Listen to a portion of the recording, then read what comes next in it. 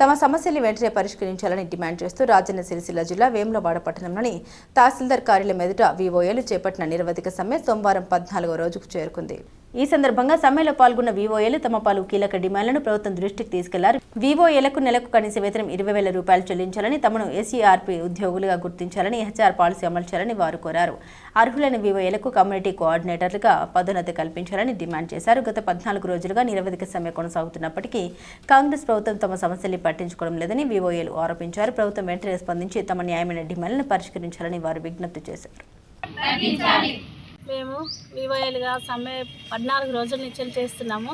కనీసం పట్టించుకున్న వారు ఎవరు కూడా లేదు. ఎండనక ఈ ఎండలో వచ్చి కూర్చుంటున్నాము. కొన్ని అక్కలు అయితే వాళ్ళు కళ్ళు తిరిగి పడిపోతున్నారు. అయినా కూడా గవర్నమెంట్ వాళ్ళకి వాళ్ళకు పట్టించుకోవడం లేదు.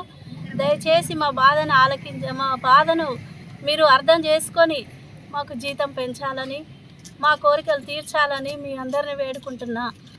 లక్ష్మి, మాది హనుమాజిపేట, వేములవాడ మండలం, రాజన్న సిరిసిల్ల జిల్లా. మేము 20 సంవత్సరాలుగా వివోఏలుగా పనిచేస్తున్నాము. మాకు 250 నుండి చేస్తున్నాము. కానీ ఇప్పటి వరకు ఒకసారి 3,000 ఇచ్చిర్రు, ఒకసారి 900, మళ్ళీ 1100. ఇప్పటి వరకు 5,000 వేతనం మాత్రమే వస్తుంది. మాపై దయతలిచి మంత్రి సీతక్క గారు, రేవంత్ రెడ్డి గారు 14 రోజుల నుండి మేము టెంట్ కింద నిరాహార దీక్ష చేస్తున్నాము. నిరవధిక సమ్మె చేస్తున్నాం. అయినా మాపై దయ కనికరం లేకుండా ఉన్నారు. మాపై దయతలిచి మా వేతనాలు పెంచాలని కోరుకుంటున్నాం సార్.